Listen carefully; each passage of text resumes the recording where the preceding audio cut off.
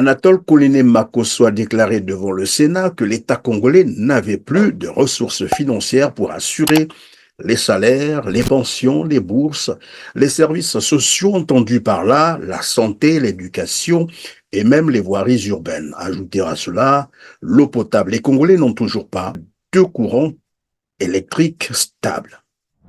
Le long de l'avenue de la Paix à Mongali, dans le 3e arrondissement, comme au marché Total, dans le sud de la ville, il est impossible de ne pas remarquer le bruit des groupes électrogènes. Électroniciens, boutiquiers et informaticiens se plaignent de cette déserte électrique qui les tire vers le bas. La situation du courant, vraiment, le Congolais n'arrive plus. Franchement, on n'arrive plus. Il faut acheter le carburant à 10 000 francs. Et la boutique, s'il y a l'obscurité, les clients vont regarder les habits comment. Vont observer les habits comment. Donc on est obligé d'acheter le carburant à 10 000 francs pour alimenter le groupe. Et ça va du matin jusqu'à moins 15 heures. Ça finit. Il faut qu'on ajoute encore pour 5 000. Donc il faut 15 000 francs par jour. Depuis le matin, on ne travaille pas. C'est un manque à gagner puisqu'on ne travaille pas. Toutes les machines, ça coûte cher. Toutes les machines là, ça coûte cher. Mais il n'y a pas de courant, il n'y a pas d'électricité, on ne peut pas travailler. Dans les ménages, les familles entières se sont réorganisées après avoir subi quelques pertes. Le cas de cette femme au foyer à Kombo qui a vidé ses provisions. J'avais pour habitude de faire les provisions pour la maison. Mais vu que le courant n'est pas stable, tout a pourri.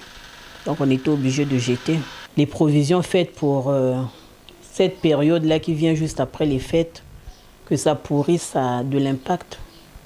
Ça a de l'impact sur la vie des enfants, sur le foyer. Et du coup, l'argent ne répond plus. Selon certains habitants de la place, ces coupures à répétition favorisent aussi le grand banditisme la nuit tombée. Un État en totale faillite, c'est le cas de le dire. Où est allé l'argent du Congo? L'argent du bois, l'argent du pétrole, l'argent des minerais, donc or, cuivre, cobalt, tout ce que vous savez, des minerais au Congo-Brazzaville, l'argent du port autonome de Pointe-Noire, c'est quand même un port en eau profonde. Le principal port en eau profonde de la République du Congo traverse une zone de forte turbulence. Le port autonome de Pointe-Noire a dégringolé de 100 places dans un indice de performance du port à conteneurs 2024 à la Banque mondiale, se classant désormais 401e sur 403 ports évalués.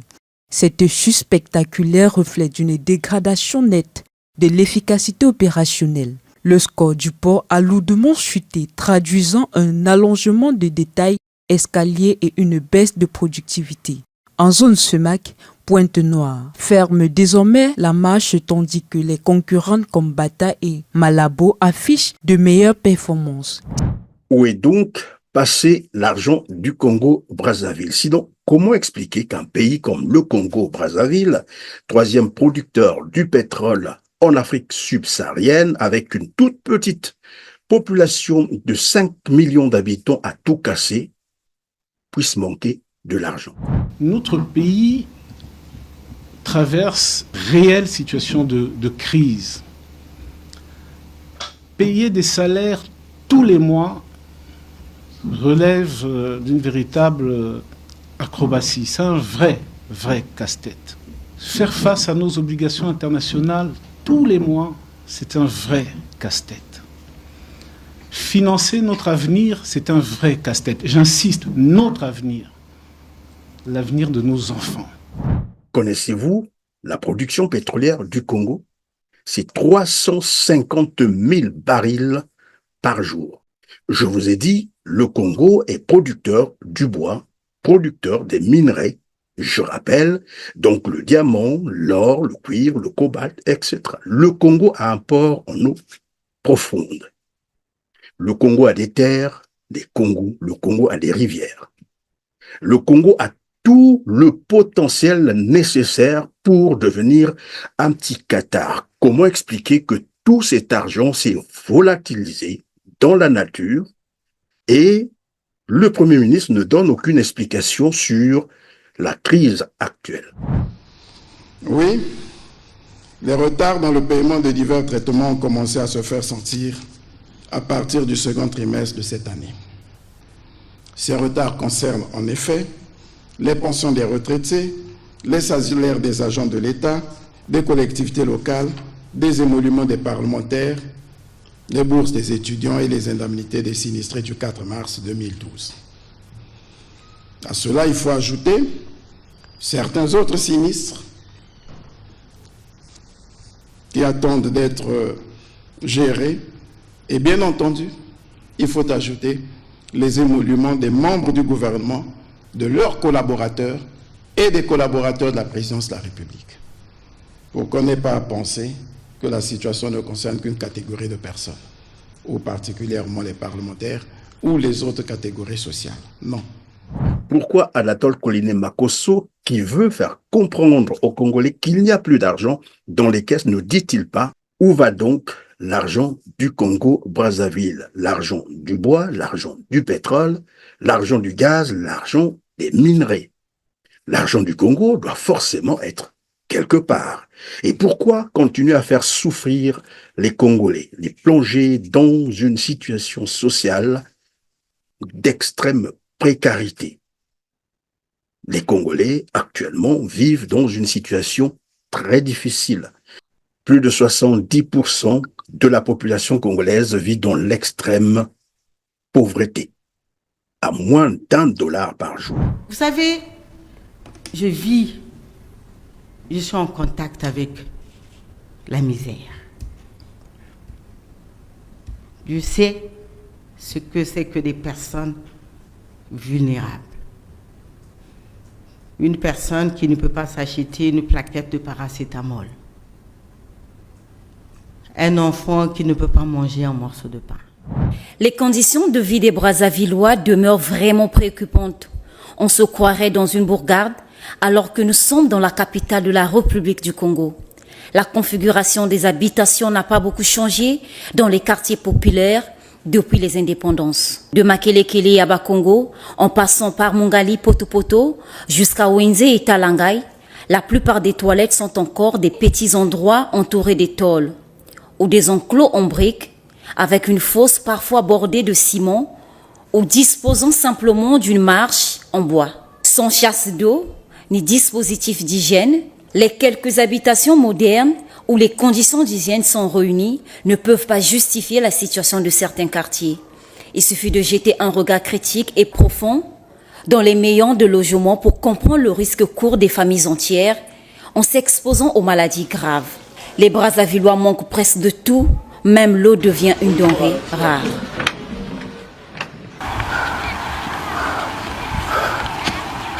Sinon, les conditions ici, ça ne permet pas aux jeunes de rester ici. Parce que vous n'avez pas développé ici. Il n'y a pas d'électricité, il n'y a pas d'eau.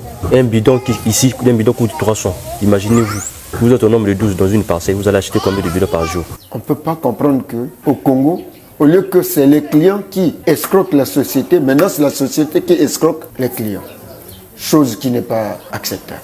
Aujourd'hui, nous avons plus de 2 semaines que nous n'avions plus l'eau. Pour nos besoins en eau, nous nous tournons désormais vers les eaux de source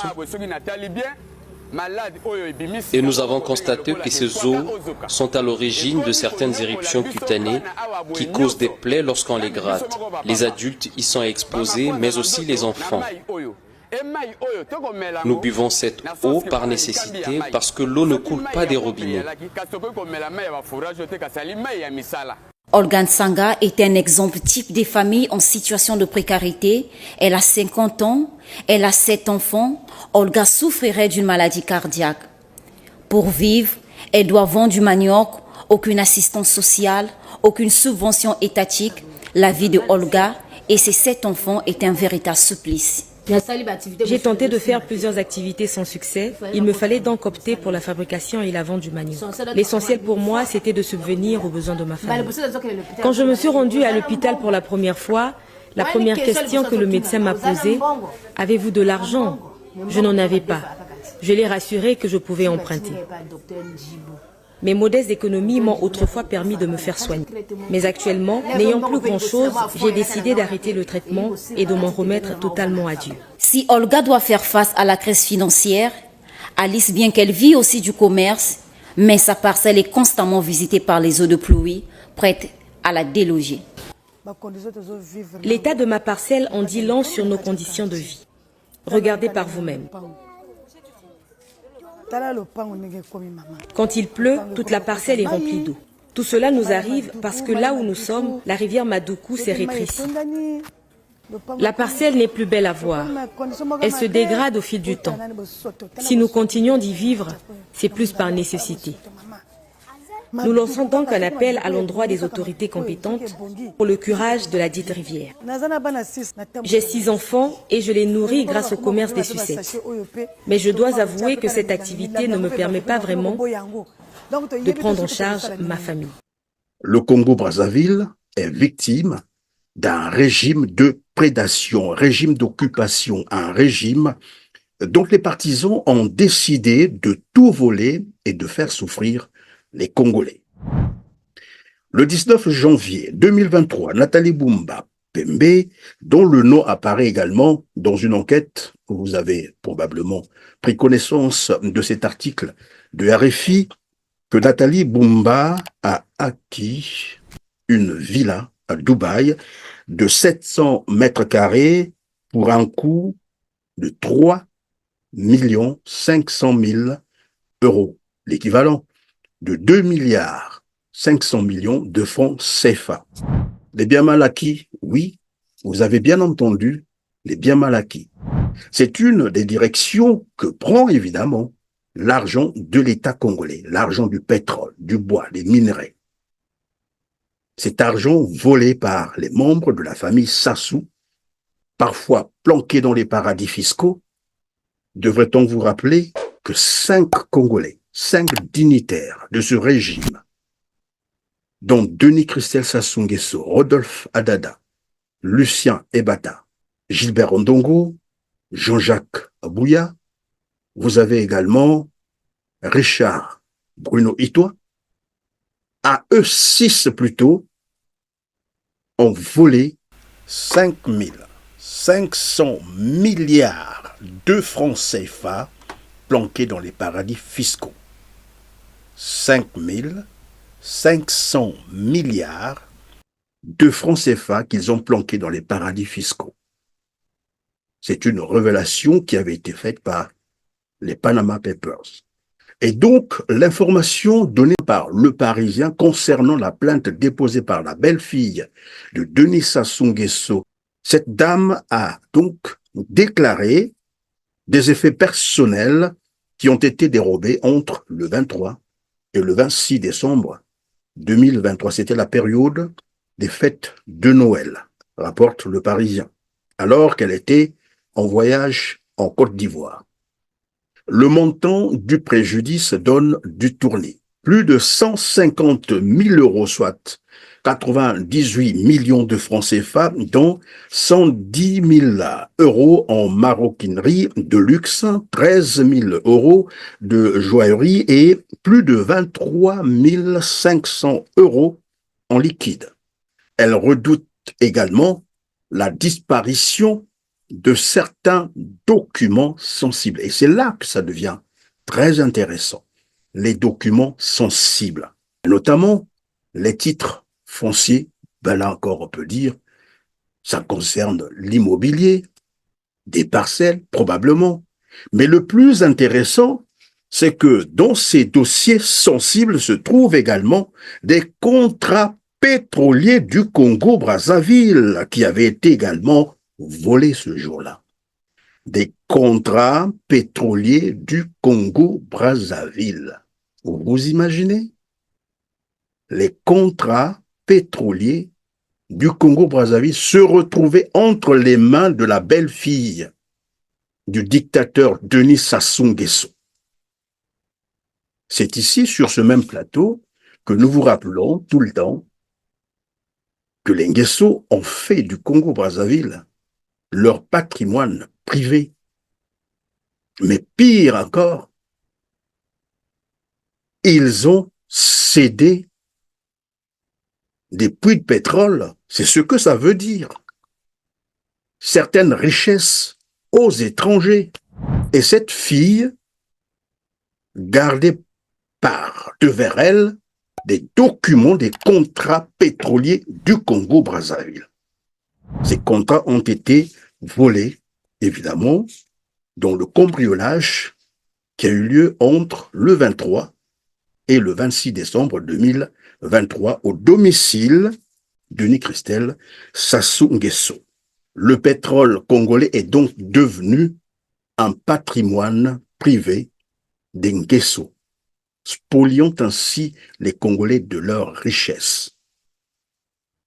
Les mines sont gérées par la famille Oba Pierre. Les documents existent. Le bois est géré par la famille Njombo. Le port par la famille Bouya. Voilà comment ils se sont partagés le Congo, les richesses du Congo Brazzaville. Et entendre Anatole Koliné-Makosso venir dire aux Congolais que l'État congolais n'a plus d'argent, n'a plus de ressources financières pour assurer les salaires, les pensions, les bourses, l'eau potable, l'électricité, la santé, l'éducation, c'est à la rigueur une insulte faite aux Congolais. Anatole Koliné-Makosso veut faire comprendre aux Congolais que s'il n'y a plus d'argent pour payer les salaires, les bourses, les pensions, assurer les services sociaux de base, l'eau potable, l'électricité, c'est parce qu'il est en train de rembourser la dette extérieure du Congo. Même pas la dette intérieure qui pouvait encore créer des richesses et de l'emploi. Non, la dette extérieure du Congo pour ne pas la léguer aux générations futures. Le gouvernement disait, j'avais pris l'option de faire face au service de la dette, en particulier le service de la dette extérieure, pour ne pas transférer à la génération future la charge de cette dette, d'une part, et pour reconstituer les marges budgétaires à consacrer au développement du pays, d'autre part. C'est une fuite en avant. À la rigueur, c'est une insulte. Vous ne pouvez pas prétendre vous préoccuper des générations futures alors que celles qui sont là, le message que vous avez envoyé, c'est de dire aux Congolais, vous pouvez crever, mourir de faim, ma priorité, c'est plutôt rembourser la dette extérieure. Monsieur le Premier ministre, reprenez conscience. Les Congolais vous regardent. Les Congolais ne sont pas idiots. Prenez juste un moment. Essayez de vous rappeler que vous avez bénéficié de tout. D'une école gratuite, des bourses gratuites. Toutes vos études ont été payées par l'État congolais. L'État congolais a tout fait pour vous. Rendez juste l'ascenseur aux Congolais. Vous n'allez pas nous dire que le gaz congolais ne se vend pas. Un nouveau produit d'exportation pour le Congo. Pour les autorités, c'est un tournant et une perspective économique enthousiasmante. Nous ne pouvons nous empêcher de nous réjouir des perspectives qu'offre le futur de ce projet, qui produira dès l'année prochaine, on ne le dira pas assez, et permettez que je ne boude pas mon plaisir de le répéter, plus de 3 millions de tonnes par an de gaz naturel liquéfié, soit 5 fois la production prévue cette année, c'est-à-dire 600 000 tonnes par an. Les minerais ne se vendent pas, le pétrole ne se vend pas, et le Congo produit 350 000 barils par jour. C'est une petite population de 5 millions d'habitants à tout casser, même si on a tenté de gonfler les chiffres à 6 millions. Mesdames, Messieurs, vous avez probablement compris que le régime Sassou Nguesso est un régime criminel. Une mafia installée au Congo-Brazzaville par la France, il faut le rappeler, en juin 1997 par un coup d'État militaire très meurtrier. Ici, vous êtes nombreux à connaître Nguesso, le président de Congo-Brazzaville, qui a sur la conscience et du sang sur ses mains en centaines de milliers de personnes. Il a laissé se perpétrer sur son territoire les pires exactions, le viol des femmes et les assassinats en masse. Et nous nous souvenons que dans une enquête menée en France sur le mort du beach, Chirac a fait libérer le directeur de la police congolais au milieu d'une nuit. Nguesso, c'est aussi les biens mal acquis à Paris. Nguesso, c'est des dizaines de comptes bancaires et sans doute 20% du PIB du Congo, un des pays les plus malheureux de la Terre, détournés par Nguesso. Plus de 400 000 Congolais ont trouvé la mort dans ce coup d'État militaire. Il y a un autre point que je voudrais évoquer, c'est que nous avons eu dans les années 90, dans une ancienne colonie française, le Congo, une guerre civile qui a fait 400 000 morts sur 4 millions d'habitants, c'est-à-dire 10% de la population. On n'en parle pas non plus. Est-ce pour ça? Voler le Congo? Travailler pour des multinationales étrangères? Pour des puissances étrangères? Piller l'argent, voler l'argent, aller planquer dans les paradis fiscaux? Vous faire plaisir, simplement? Mais en plus, beaucoup d'argent. Jusqu'à voler 14 000 milliards de francs CFA. Où va l'argent des générations futures? Si les générations futures, c'est qu'il est pour les générations futures et gardé pour cela. 26 milliards de dollars américains, l'équivalent de 7 années de budget congolais. C'est affreux. Et monsieur le Premier ministre, Anatole Kouliné-Makosso, vient de dire qu'il n'y a plus d'argent dans les caisses de l'État. Et il est tranquille. Il a une conscience tranquille. Anatole Kouliné-Makosso a un seul conseil, arrêtez de venir narguer les Congolais. Car vous savez où va l'argent du Congo-Brazzaville. Il est volé par les membres du clan Sassou Nguesso et planqué dans les paradis fiscaux. Tout ce que vous avez à faire, c'est d'œuvrer pour lutter contre la corruption, contre le vol, contre les détournements, œuvrer pour le rapatriement de tout l'argent qui a été volé et planqué dans les paradis fiscaux. Mesdames, Messieurs, en tout cas, merci de nous avoir suivis. On se donne donc rendez-vous pour la prochaine occasion. Merci.